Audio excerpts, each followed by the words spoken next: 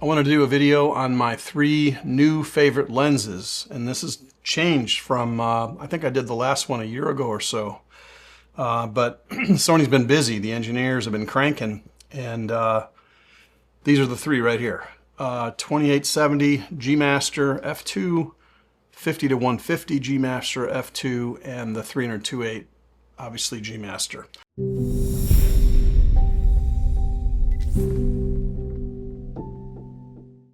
I just want to be honest, when this 2870 came out, I basically said I will never buy this lens. And it was based on how heavy and bulky and unwieldy the Canon version was that was made, you know, admittedly a few years ago.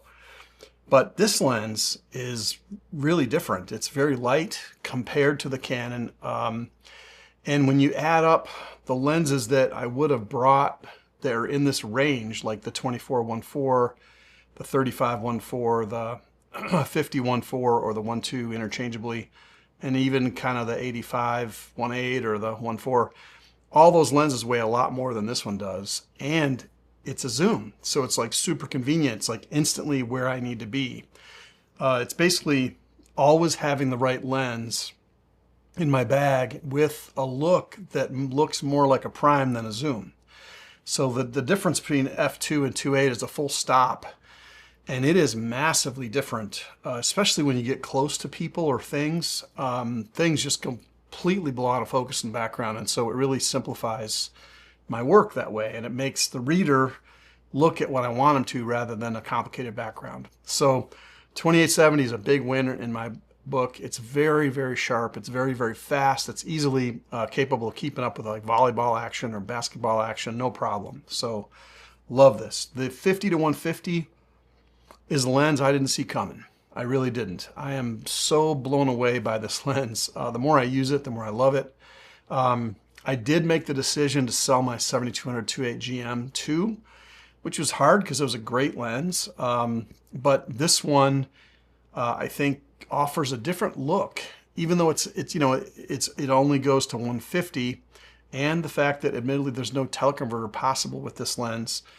The look of this lens at 150 f2 is better than the look of the 7200 2.8 of something far away. So I shot this thing at a football game earlier this year, and I was really blown away by how out of focus the background was, even though I was far away from the player who I was shooting. So I really, really love this lens. For portraits, there's like nothing better, I don't think. For basketball, there's no way you're going to have a better lens than this. This thing, the reach of it, all the way to 50 and then to 150, I mean, you can pick them up before half court and then carry them in all the way to the basket. It's phenomenal. And then last but not least, the 300-2.8. It is not just the smallest of the 3 big primes that Sony makes in super telephotos. It is the best of the 3. Now, obviously, it's not a 600, it's not a 400, but the weight of it, or the lack of weight, how sharp it is with and without teleconverters, how fast it is. Man, it's fast. It's way quicker autofocus than the 400-2.8 or the 600 f4. So, you know, this lens is amazing. Later on this week, I'm going to drop a video on a senior portrait session I did about an hour away from Knoxville, and I only brought these lenses, these 3. And that's kind of what I do. So for most of what I do, I'm talking, if you take away sports, virtually everything I do, including video production, is going to be done with, for sure, these 2, and then sometimes the 300-2.8.